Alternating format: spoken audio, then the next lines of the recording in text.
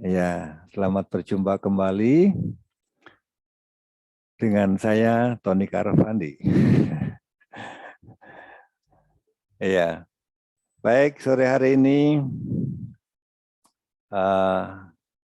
kita belajar akan Injil.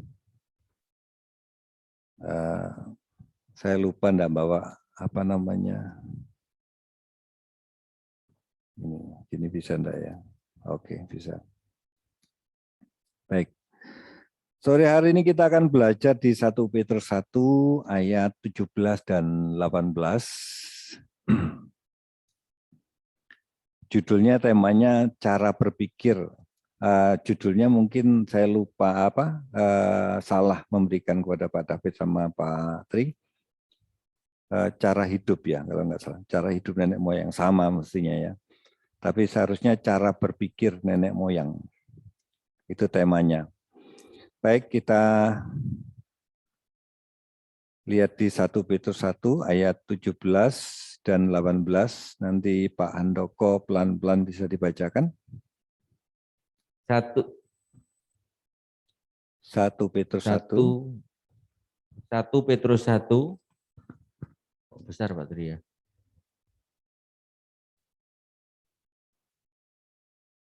1 Petrus 1 ayat 17 dan 18. Dan jika kamu menyebutnya Bapa, yaitu Dia yang tanpa memandang muka menghakimi semua orang menurut perbuatannya, maka hendaklah kamu hidup dalam ketakutan selama kamu menumpang di dunia ini. Sebab kamu tahu bahwa kamu telah ditebus dari cara hidupmu yang sia-sia, yang kamu warisi dari nenek moyangmu itu, bukan dengan barang yang fana, bukan pula dengan perak atau emas. Ya, makasih Pak Handoko. Baik, di sini dikatakan gini, dan jika kamu menyebutnya Bapa, artinya kita menyebutnya Dia adalah Bapa, yaitu Dia yang tanpa memandang muka. Bapak Ibu harus mengerti bahwa Dia itu tanpa memandang muka, menghakimi semua orang menurut perbuatannya. Artinya bahwa Bapa kita itu Bapa yang adil. Kalau kita menyebutnya Bapa, Dia adalah Bapa yang adil. Dia menghakimi semua manusia yang ada di dunia ini dengan adil. Kalau kita dulu berpikirnya kalau orang Kristen itu dapat dispensasi, bahwa kalau kita sebagai orang Kristen, kita mendapat dispensasi bahwa kita itu tidak diadili, kira-kira seperti itu. Tetapi ayat ini mengatakan bahwa semua dihakimi dengan adil perbuatannya. Maka hendaklah kamu hidup dalam ketakutan selama kamu numpang di dunia ini. Kata ketakutan di sini bukan takut yang seperti anak kecil yang takut kepada ayahnya yang kejam, kira-kira seperti itu. Bukan seperti itu. Ini takut, kalau diselidiki, kata takut ini kata takut hormat. Ya. Kalau saya baca di 1 Petrus 1 ayat 17 di ILT, saya ambil di ILT yang ILT 3, itu dikatakan seperti ini. Dan jika kamu memanggil Bapa, Dia yang tanpa pandang muka menghakimi sesuai dengan perbuatan tiap-tiap orang, siapapun, maupun orang Kristen maupun bukan orang Kristen, jalanilah waktu pengembaraanmu itu, kapan itu di dunia ini, dengan rasa hormat. Jadi jelas ya, dengan rasa hormat. Jadi rasa hormat ini karena manusia itu mengenal Allahnya dengan benar. Tentu ini pengenalan yang dalam. Kalau ngomong hormat itu tidak mungkin orang itu tidak mengenal terus dia hormat pada seseorang itu dengan dalam. Dia menghormati seseorang karena dia mengenal seseorang itu dengan dalam pribadinya, siapa dia yang kenal itu, maka dia menghormati karena sosok orang itu. Demikian dengan Bapa. Tentu kalau kita memiliki pengenalan yang benar dan rasa hormat yang benar, menghasilkan perbuatan-perbuatan yang betul-betul takut hormat akan dia. Bukan hanya itu sesaat ketika kita beribadah seperti ini di gereja, tidak. Atau sesaat kita lagi seminar, tidak. Tapi keseharian kita menunjukkan bahwa sikap hidup kita sikap hormat. Itu tidak dinilai hanya dalam perbuatan secara fisik, tapi sikap hati. Motivasi ketika melakukan sesuatu, apapun, Tuhan katakan, apapun yang kamu lakukan, lakukan untuk Dia. Apapun, dalam sikap bekerja, sikap kita berbicara, bukan dibuat-buat, tapi memang lahir dari sikap yang demikian. Dan ini tidak mudah. Tidak mudah. Jadi anak-anak Allah itu eksklusif banget. Sangat eksklusif. Dan ini tidak mudah. Saya lanjutkan yang dari ILT tadi di ayat 18-nya. Karena mengetahui bahwa kamu sudah ditebus dengan cara hidup yang sia-sia, yang diwariskan oleh leluhurmu, bukan dengan barang yang fana, perak ataupun emas. Saya ulang di sini, ketakutan di sini karena hormat. Kalau takut karena hormat berarti ada unsur pengenalan secara dalam kepada Bapa. Takut di sini bukan hanya takut akan hukumannya, tapi takut karena hormat akan keagungan pribadinya. Kalau seseorang takut hormat akan pribadinya, tentu diawali oleh mengenal sang pribadi itu. Tidak mungkin tidak mengenal, hanya katanya orang tidak. Arti mengenal di sini mengenal secara pribadi, mengalami pribadi itu. Tentu semua dimulai dari pengetahuan akan Injil. Sampai mengalami Injil itu. Nah, saya tidak berkutit di kata takut ini, tapi saya mau bahas tentang sia-sia tadi. Jadi di atas dikatakan bahwa karena kalau di TB yang ayat 18, sebab kamu tahu bahwa kamu telah ditebus dengan cara hidupmu yang sia-sia, yang kamu warisi dari nenek moyangmu. Cara hidup yang sia-sia. Jadi kalau kita tidak ketemu dengan Injil, hidup kita itu sia-sia. Kata sia-sia ini dalam bahasa aslinya mataios. Saya ambil di MySWOT ya. Artinya tidak berguna, tanpa tujuan. Tidak berguna, tanpa tujuan. Hidup yang sia-sia, yang kalau hidup yang sia-sia ini, saya terjemahkan seperti ini. Hidup yang sia-sia ini bergulir dalam diri seseorang manusia yang belum mengenal, yang belum bertemu dengan Injil, istilah saya. Yang penting dapat duit, bisa punya rumah, punya mobil, hidup hanya untuk itu. Punya anak, sukses, punya cucu, dan lain-lain. Tanpa tujuan kekekalan, dan itu tidak terpikirkan sama sekali pada diri manusia itu. Saya berpikir bahwa ketemu dengan Injil itu sesuatu yang luar biasa yang membuat kita itu bisa mengerti tentang kekekalan. Bahwa hidup kita itu sehari-hari itu sedang ditipu sama iblis gitu. Tanpa disadari, kita saja yang sudah mengenal Injil seperti sampai hari ini, kita masih kadang-kadang masih hanyut dengan hidup yang lama tanpa disadari bahwa kita sedang dalam tipuannya. Dan kita tidak terasa kalau sedang ditipu sama dia. Bersyukurlah kalau kita dalam komunitas atau dalam lingkungan yang senantiasa bisa mendengar Injil dengan benar, baik melalui SK, melalui HOT, baik melalui ibadah minggu seperti ini, dan kita mendapat pengajaran yang murni, sesuatu yang luar biasa yang mengingatkan kita. Setiap minggu saya mendengar dari baik khotbah Pak David maupun Pak Eras, hari Jumat juga, hari Selasa. Oh, itu sangat memberkati saya. Selalu ada nilai mengingatkan bahwa tujuan hidupmu itu bukan di dunia ini. Ini hanya tempat sementara. Tempat yang buat kita itu sedang disiapkan oleh Tuhan Yesus di kekekalan, di langit baru, bumi yang baru. Ya, Bapak Ibu. Kita berpikir bahwa cari duit itu segala-galanya dan yang lain-lainnya. Padahal itu hanya sarana, ya. Iblis memberi mainan yang membuat manusia tidak bisa fokus pada hidup yang sejati. Iblis memberikan mainan dengan yang ada di dunia ini, pekerjaan, mobil, rumah, anak. Punya anak enggak boleh, Pak? Boleh kalau tujuannya benar. Alkitab katakan kita memiliki anak itu untuk tujuan supaya melahirkan anak-anak yang ilahi. Semua diplesetkan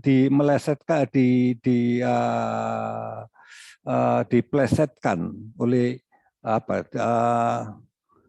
tujuannya diarahkan yang salah oleh iblis, baik pekerjaan, baik mempunyai anak dan yang lain semuanya. Tanpa kita mengenal Injil, kita tidak mengerti tujuan semua yang benar. Seharusnya hidup ini untuk mempersiapkan diri, berkemas-kemas, supaya bisa layak masuk di dunia yang akan datang. Menjadi alatnya. Kalau saya baca tadi, saya ulang ya, itu kata-katanya bagus sekali. Di ELT yang 18 itu. Oh sorry, di yang 17. Jalanilah waktu pengembaraanmu itu dengan rasa hormat. Jalanilah waktu pengembaraanmu. Di mana pengembaraan kita? Ya di bumi ini.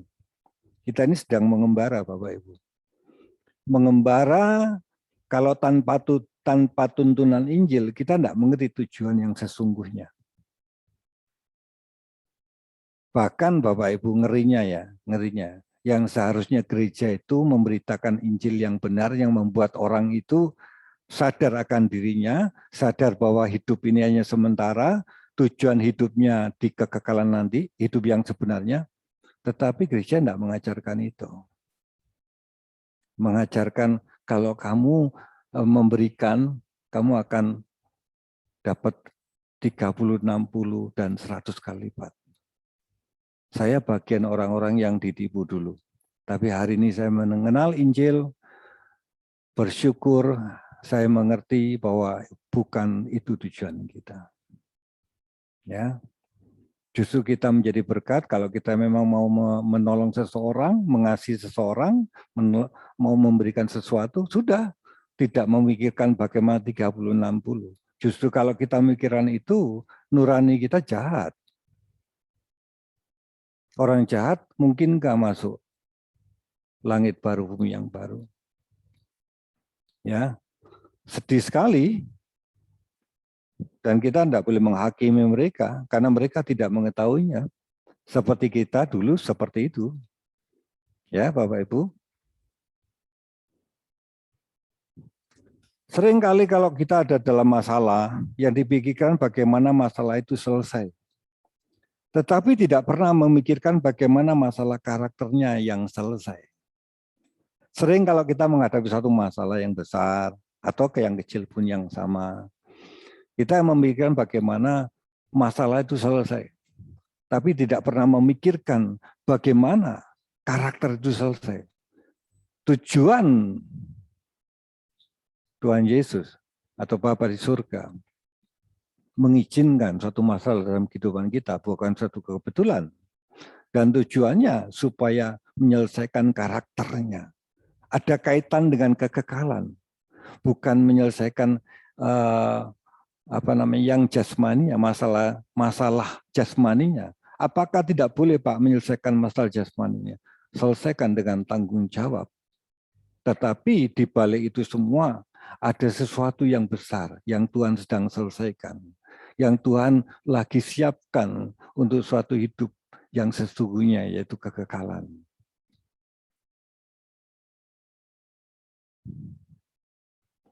Nah, semua ini seperti tadi kita dikasih mainan, terus kalau kita memikirkan, kalau kita dapat masalah, kita otomatis yang dipikirin tuh masalahnya itu gimana selesai, tapi tidak pernah memikirkan bagaimana Tuhan sedang selesaikan karakter kita. Pikiran-pikiran itu semua warisannya dari cara pikir nenek moyang. Ini yang dimaksud oleh 1 Petrus 1 ayat 17 dan 18. Tanpa disadari, kita yang sudah mengerti Injil aja, ini masih berkutit di sini. Fokus kita ketika kita mengalami masalah, fokus kita kepada masalah itu lebih besar daripada menyelesaikan karakter kita. Inilah yang namanya warisan dari cara berpikir nenek moyang. Patro paradoto. Cara berpikir nenek moyang. Ini bukan hanya tradisi, liturgi, atau budaya, tetapi pola berpikir atau cara berpikir duniawi yang telah disuntik oleh iblis kepada setiap manusia. Dan ketika manusia bertemu dengan Injil, artinya mulai ketemu dengan Injil, belajar Injil dengan sungguh-sungguh dan mulai mengenal Allah dengan benar, baru bisa menyadari bahwa ada cara berpikir yang salah dalam hidup kita. Pola berpikir ini yang menghasilkan tindakan yang salah atau meleset, keluar dari rancangannya yang semula. Cara berpikir atau pola berpikir itu sama seperti mesin pembuat kue. Bapak Ibu tahu kalau di pabrik ya atau home industry, tapi yang mesin itu kalau ada mesin pembuat kue, nah itu kan tinggal masukkan bahannya saja. Begitu bahannya dimasukkan, dengan pola mesin itu, umpamanya dia buat roti atau dia buat kue yang bentuknya kotak, katanya. Begitu bahan dimasukkan, mesin dihidupkan, itu dengan sendirinya bahan itu akan berubah menjadi kue yang kotak tadi. Nah, pola berpikir itu sama seperti itu. Pola berpikir manusia itu bagaimana iblis mencetaknya di masa kecilnya, dalam keluarga itu, dalam lingkungan, dalam sekolah, sampai dia dewasa, itu menjadi pola berpikir seseorang. Nangkep enggak? Jadi lingkungan, apa yang kita lihat, apa yang kita dengar dari masa kecil sampai menjadi dewasa saat ini, itu terekam dan itu mencetak pola berpikir kita. Dengan warnanya dunia, dengan warna di balik itu semua itu skenario-nya iblis untuk mencetak itu. Dan ketika cetakan itu sudah ada di pikiran orang itu, contoh gini, kalau orang tua, sering Pak David juga ngomong seperti ini, bahwa kamu kalau besar jadi orang ya, supaya jadi orang. Ngerti maksudnya jadi orang? Itu maksudnya orang sukses, tanda kutip sukses jasmani. Ya. Nah, itu menjadi didengarkan tiap hari, menjadi tercetak dalam pikirannya. Aku harus sukses seperti orang sukses, orang lain sukses. Suksesnya bukan sukses yang menurut Tuhan, tapi sukses menurut dunia. Nah, sama ketika orang itu memiliki kerangka berpikir yang sudah dicetak oleh iblis, ketika ada sesuatu yang di depan dia, itu reaksinya seperti mesin tadi. Tiap masing-masing itu ada. Contoh lain, Pama gini, kalau masa kecilnya dia pahit banget, dan tiap orang itu kadar untuk menjadi pahit itu masing-masing ya. Tergantung di mana masa kecilnya dia mengalami sesuatu yang pahit, yang bagaimana. Ada orang yang tidak begitu pahit, ada orang yang sangat pahit. Begitu tersinggung sedikit tuh pahitnya itu sampai menurut normal aja nggak segitunya orang itu pahitnya, tetapi menurut dia itu pahit banget gitu loh. Kenapa ngalamin seperti itu? Karena mesinnya sudah tercetak seperti itu. Ketika dia mengalami suatu peristiwa benturan dengan sesamanya, itu reaksinya, rasa pahitnya itu tebel banget gitu. Kayak kopi itu kira-kira kopi luwak, kira-kira gitu ya. Tebel banget gitu ya. Rasa kopinya terasa gitu. Nah, seperti itu reaksi-reaksi seperti itu dari mana? Itu kerangka berpikir yang sudah dicetak oleh iblis melalui suatu peristiwa dalam kehidupannya.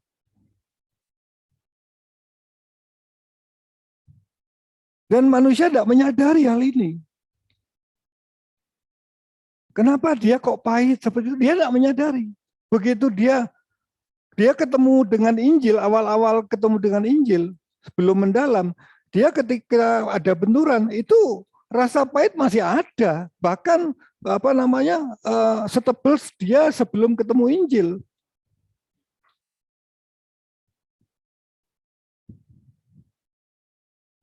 Melalui Injil ketika dia pahit, ketemu melalui suatu peristiwa, ketika dia sudah mulai mengenal Injil, sedikit demi sedikit, dia melalui peristiwa, menemui peristiwa yang sama, dia mungkin pahitnya sama.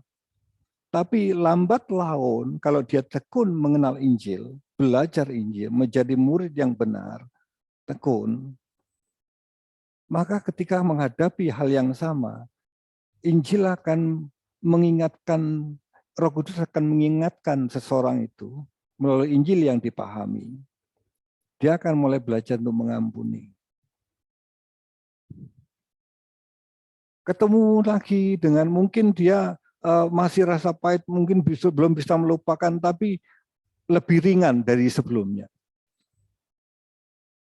Suatu ketika dia masih belajar Injil, dia ketemu dengan peristiwa yang sama, dia mengalami pahit. Ketika dia mengalami pahit, dia reaksi mungkin bisa bereaksi, tapi setelah bereaksi, Roh Kudus ingatkan dia, mulai sadar, ya, aku salah. Mulai bisa mengampuni, mulai bisa melepaskan kesalahannya. Mungkin waktunya yang awal mungkin butuh waktu 1 bulan, yang kedua mungkin butuh waktu 2 minggu, yang ketiga butuh waktu 1 minggu, yang berikutnya butuh mungkin 1 hari. Ada progres dalam hidupnya. Artinya apa yang saya sampaikan, bahwa Injil itu menyembuhkan. Menyembuhkan jiwa yang sudah dirusak oleh iblis. Bapak, Ibu, apa yang saya sampaikan, maksud saya seperti ini. Tanpa disadari bahwa iblis sudah mencetak kita semua. Kalau Pak Eras bilang, di dalam diri kita itu, walaupun kita sudah mengasup SK, tapi masih ada residu-residu dalam diri kita. Mungkin tentang kepahitan, atau tentang yang lain, atau rasa, kalau saya sendiri gini, di pikiran saya itu sering muncul seperti ini. Kalau saya punya uang sekian, saya mungkin lebih enak. Itu ada di pikiran saya. Sampai hari ini masih ada. Masih ada. Dan itu Roh Kudus sering ingatkan saya. Sering ingatkan saya. Saya kalau sudah punya penghasilan segini, itu standarnya sudah enak. Itu ada di pikiran saya. Itu rasa aman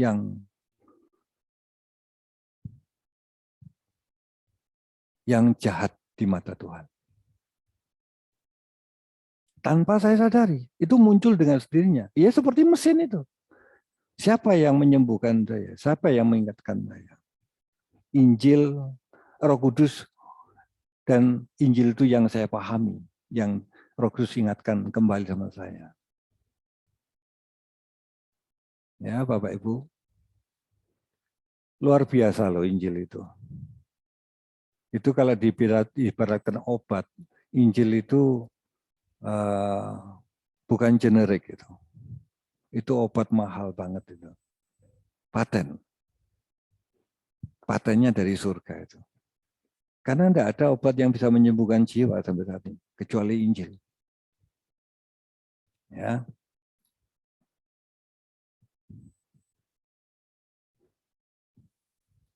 Cara berpikir yang telah diwarnai dunia, yang dibalik itu semua skenario iblis, supaya manusia ciptaannya tidak dapat mengenal Allah, Sang Penciptanya.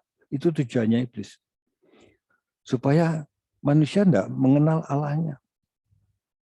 Ketika manusia tidak dapat mengenal pribadi Sang Penciptanya, maka manusia tidak dapat mengenal dirinya dengan benar. Siapa sejatinya dirinya sebagai makhluk ciptaannya? Dan apa tujuan alam ciptakan? Saya dulu tidak mengerti. Hidup ya ke gereja. Melayani ya melayani.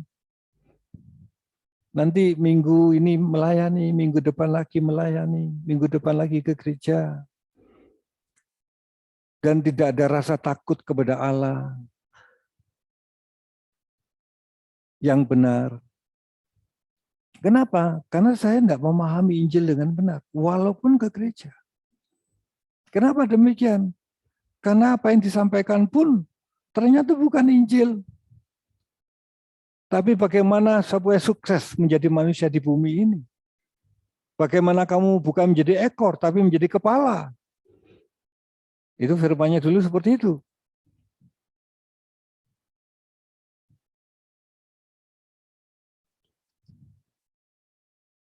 Saya bersyukur ketemu dengan SK, saya bersyukur ketemu dengan Pak David. Ya,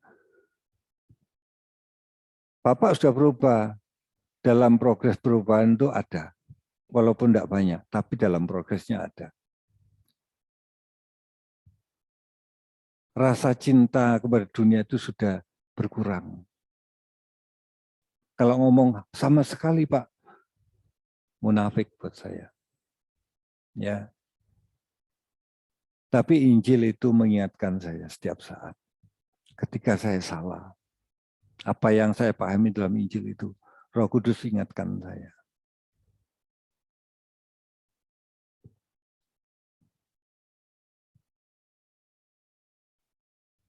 Sehingga manusia hidup dalam perangkap iblis. Dan ini tanpa disadari oleh diri manusia. Tadi sudah saya sampaikan. Yaitu iblis mencetak cara berpikir, mencetak kerangka berpikir.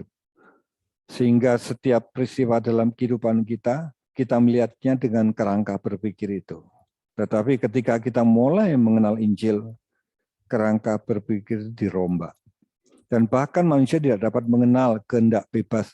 Gini, ketika seseorang belum bertemu dengan Injil atau mengenal Injil dengan benar, seseorang tidak dapat menggunakan kehendak bebasnya dengan bebas. Sebetulnya iya. Seseorang belum ketemu dengan Injil itu dalam perangkap iblis. Dia tidak bisa ngapa-ngapain. Pak Eras pernah kasih ilustrasi, ada satu keluarga dalam mobil, dia lagi bervakansi dalam perjalanan, tetapi yang lain tuh semua orang lagi mainin gadget gitu loh. Ya, anaknya main gadget di belakang, berdua papanya dengan ibunya juga main gadget, papanya main gadget. Nah, tapi nggak tahu bahwa mobil itu lagi disupir sama monyet gitu loh. Tiba-tiba nabrak, bret.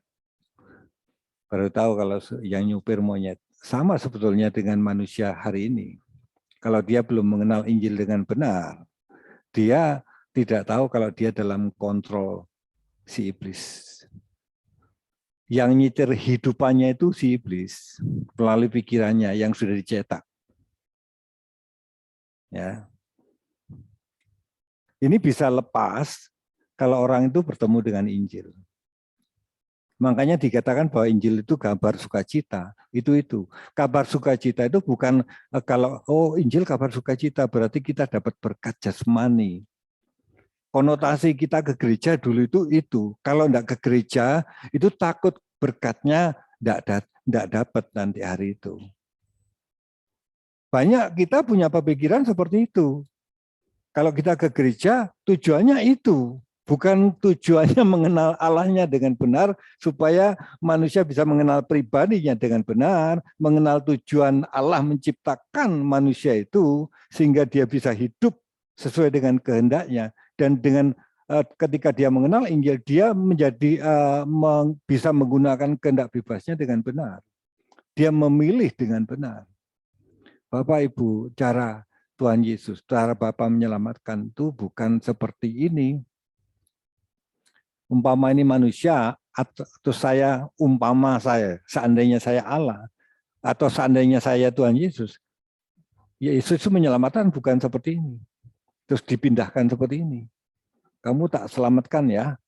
Nah, dipindahkan tidak. Cara Allah menyelamatkan itu memberikan konsep-konsep kehidupan melalui Injil, dan ketika seseorang memahaminya dan dia menghidupinya, apa yang dia mengerti, yang dia pahami, dia berjalan dalam Injil itu, dia akan selamat. Nah, itu caranya seperti itu. Artinya dia harus berubah dalam perjalanan ketika dia bertemu dengan Injil itu. Nah, anehnya gini.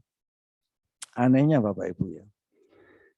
Kita ya ini koreksi semua termasuk saya. Kita semua sudah belajar Injil melalui SK, melalui HOT hari Kamis hari ini, melalui ibadah minggu ini. Apa yang disampaikan oleh Pak David itu sangat berkualitas sekali, termasuk yang disampaikan Pak Eras itu berkualitas banget ya. Nah, Injil yang begitu luar biasanya disampaikan dengan murni, tapi kenapa kita kok tidak berubah-berubah?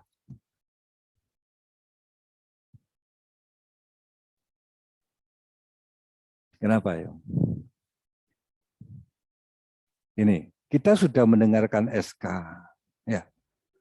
Hampir setiap hari kita dengerin renungan pagi dan voice of truth. Itu khotbah Pak Eras 9 menit, ada yang 40 menit, 30 menit, 25 menit.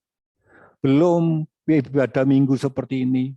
Belum hari Minggu pagi dengan Pak Eras. Belum HOT. Belum Selasa, Jumat kita dengerin. Hampir setiap hari, bisa sehari 2 kali mungkin. Tapi kenapa kita enggak berubah-berubah?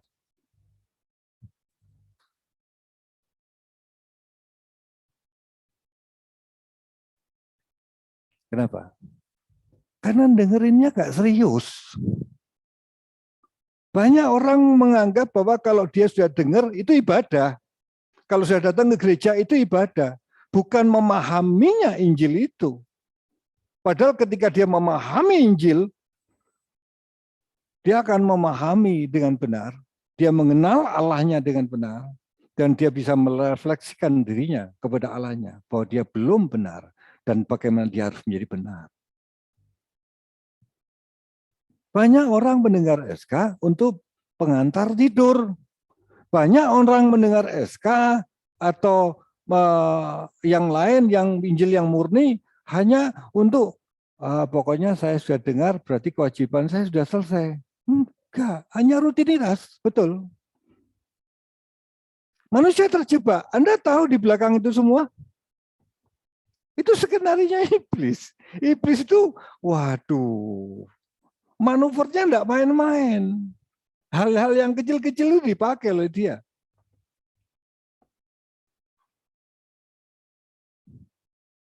Kenapa tokoh-tokoh dalam Alkitab atau tokoh-tokoh bukan di Alkitab ya, tokoh-tokoh yang bapak-bapak gereja atau jangan bapak gereja, mungkin seperti kenapa ketika menjadi Protestan, katakan seperti itu kan dari hal yang lama tidak merasakan gregetnya Injil, maka ada hal yang baru sehingga ada perubahan-perubahan terjadi. Tapi begitu selesai menurun lagi. Kenapa seperti itu? Itu semua kalau kita mau nyadari, itu skenario iblis untuk supaya manusia tidak mengenal Allah dengan benar. Begitu manusia mengenal Allah, diturunkan lagi, Allah turunkan lagi. Supaya tidak ada corpus delicti di zaman itu. Kira-kira seperti itu. Seperti hari ini pun demikian.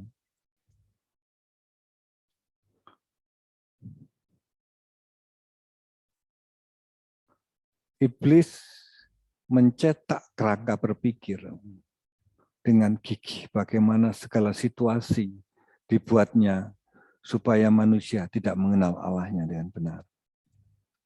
Bahkan hati manusia itu karena fermentasinya iblis itu menjadi licik. Kita baca di Yeremia 17 ayat 9. 17 ayat 9. Yeremia 17 ayat 9. Ya. Betapa liciknya hati, lebih licik daripada segala sesuatu. Hatinya sudah membatu, siapakah yang dapat mengetahuinya? Ya. Orang itu pun tidak mengetahuinya. Kita itu tidak tahu kalau licik. Makanya kita sering belajar Injil, betul-betul serius belajar Injil. Tujuannya apa? Kita akan tahu kelicikan hati kita. Agama tidak membuat mengetahui kelicikan hati, tapi Injil membuka hati manusia itu sendiri yang belajar. Orang yang belajar Injil akan dikupas sama Injil itu. Ini loh hatimu keadaannya. Ini loh model hatimu. Ini loh kamu suka pahit. Ini loh kamu masih mengingini dunia. Ini loh kamu masih matamu masih jorok. Dibuka sama itu. Bahkan seorang pengkhotbah di sini pun bisa licik hatinya. Dia bisa memakai suatu ayat karena tidak suka sama seseorang, dia tembak dengan ayat itu. Oh bisa, bisa. Ya. Ya, bisa seperti ini loh. Bahkan dia punya kesaksian untuk suatu kesombongan di situ. Yang tahu siapa? Diri orang itu. Tapi orang itu pun tidak tahu kalau dia tidak mengenal Injil dengan benar. Roh Kudus tidak bisa mengingatkan kita akan hal-hal yang tersembunyi dalam diri kita tanpa kita mengenal Injil dengan benar. Tidak bisa. Coba kalau pengajarannya tentang kemakmuran. Anda tidak akan bisa mengenali diri kita sendiri. Tidak akan bisa. Pikirannya, ya gimana saya menabur dan saya dapat 30, 60, 100 kali lipat. Pikiran saya dulu seperti itu. Tapi setelah mengenal SK, setelah mengenal Injil melalui SK, banyak hal yang membuat saya diingatkan, dibredeli sama Tuhan. Kamu masih cinta dunia. Kamu masih ingin itu. Kamu mau tolong orang itu aja sulit. Tapi kalau kamu mau beli barang untuk dirimu sendiri, wah, enggak mikir.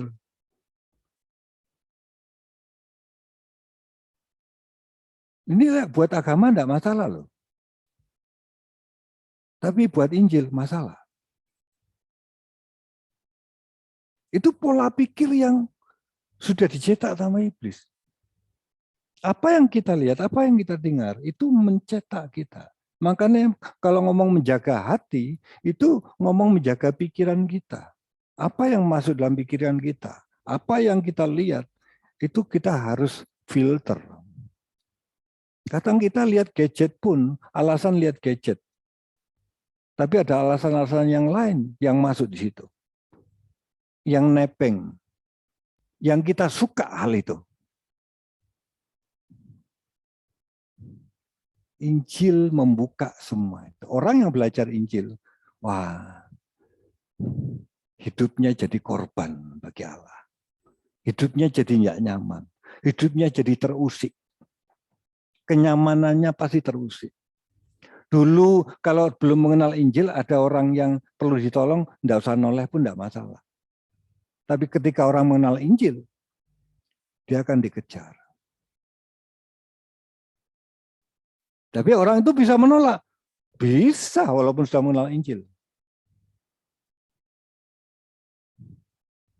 Tapi tetap Tuhan akan ingatkan. Karena Tuhan ingin kita seperti Dia.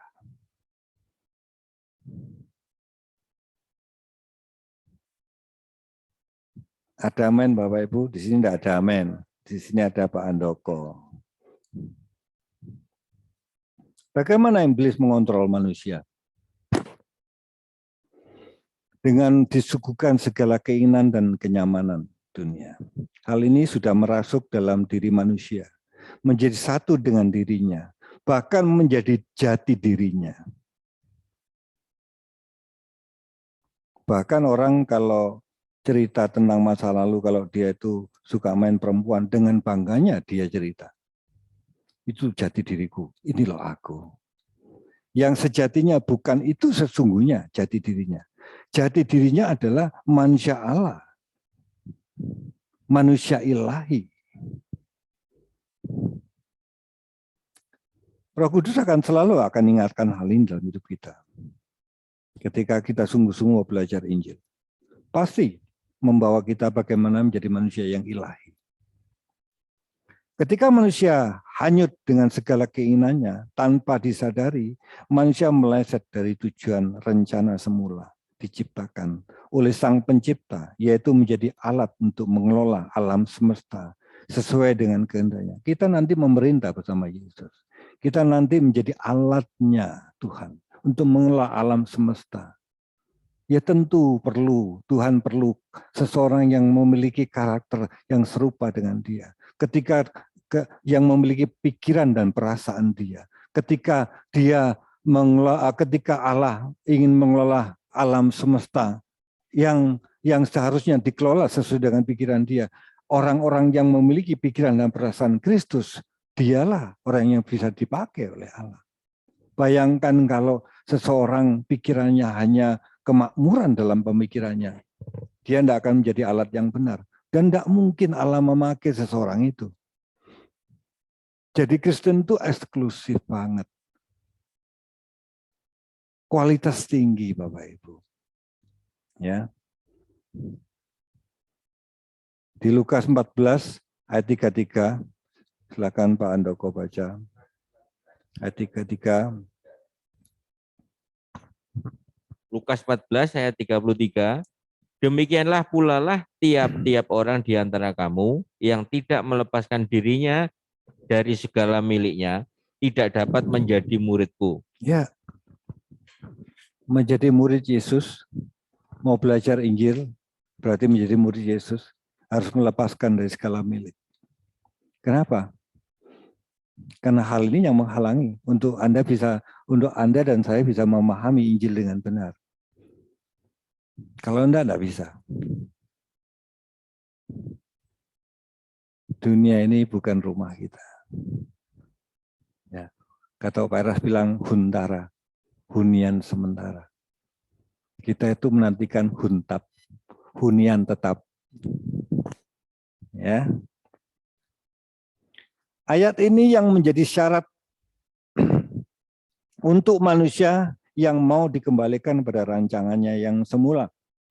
Inilah Injil yang disebut sebagai berita sukacita. Berita sukacita bukan tentang hal berkat jasmani. Betapa luar biasanya Injil yang bisa merubah cara berpikir manusia yang sudah dirusak oleh iblis menjadi sadar dan berbalik untuk ikut dalam rencananya yang mulia. Dan betapa berbahayanya Injil yang palsu. Makanya Rasul Paulus marah banget sama orang-orang yang memalsukan Injil. Ada Pak? Ada. Di Galatia ada. Anda baca semua itu. Di Korintus juga ada. Tentang Injil yang palsu. Paulus marah banget. Betapa berbahaya Injil yang dipalsukan. Sehingga manusia tidak bisa mengenal Allah serta tidak dapat kembali kepada rancangan yang mulia. Itu ngomong batu kilangan itu ya kayak gini, marah banget Allah. Karena Allah tidak menginginkan setiap manusia binasa. Tapi perwakilan Allah di dunia ini yaitu gerejanya menjadi penyesat-penyesat. Bukan mengarahkan bagaimana mencintai Allahnya dengan benar. Tapi bagaimana nyaman dengan segala kemakmuran yang ada di dunia ini. Kalau Anda lihat pemberitaan dari Pak Eras, marah banget kalau ngomong soal ini. Ekspresi Pak David kalau ngomong soal ini kelihatan banget gitu. Ngomong tentang marahnya sama kemakmuran. Karena memang seperti ini. Membuat orang tersesat. Orang yang belajar Injil aja masih bisa tersesat kalau dia tidak sungguh-sungguh. Apalagi diajar tentang kemakmuran. Sudah selesai. Dia tidak akan pernah ketemu dengan Tuhan. Saya bersyukur dipisahkan. Ya. Itu pun masih dalam perjuangan Bapak Ibu. Injil itu memberhentikan semua rencana iblis. Kedatangan Yesus ke dunia untuk membinasakan iblis. Cara membinasakan, apakah Yesus nyala iblis? Enggak. Bagaimana Yesus hidup taat kepada Bapaknya. Itulah Yesus mengalahkan iblis. Sama dengan kita. Ketika kita mengenal Injil, kita merubah cara berpikir kita, kerangka berpikir kita melalui Injil yang kita pahami. Rajin-rajinlah belajar Injil. Rajin-rajinlah ikut dalam komunitas yang benar untuk mendengar Injil yang benar, yang berkualitas. Itu yang membuat hidup kita dikembalikan pada rancangan semula. Itu lebih daripada harta kita. Itu lebih dari apa yang kita miliki saat ini. Kenapa? Semua musnah yang ada di sini. Yang kekal nanti di langit baru, bumi yang baru. Tuhan ngomong, aku sedang menyediakan tempat bagimu. Dan Yesus nanti datang kembali untuk menjemput kita. Tapi sebelum menjemput itu, keadaan kita bagaimana? Injil itu memberhentikan semua rencana iblis atas diri manusia. Oleh karena itu iblis dengan segala cara yang licik sampai manusia tidak mengenali dirinya. Kalau sudah disesatkan, bahkan yang memberitahu pun dikatakan sesat, bahkan dimusuhi.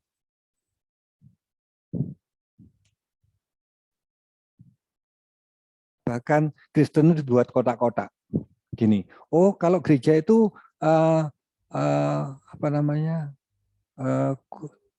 spesialis ini. Nah, gereja A spesialis ini. Oh ini spesialis penyembahan. Ini spesialis kemakmuran. Yang sini spesialis kesucian.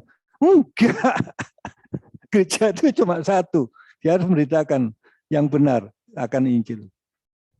Memberitakan Bapa yang benar. Memberitakan Yesus yang benar. Yesus yang akan menjemput nanti selesainya dunia ini. Dan menyediakan tempat di kekekalan. Yesus yang menyiapkan melalui Roh Kudus-Nya dengan Injilnya hari-hari ini supaya kita layak untuk masuk dalam kekekalan tempat yang Tuhan Yesus sediakan. Sekali lagi tak ulang ya, ini. Kalau dengerin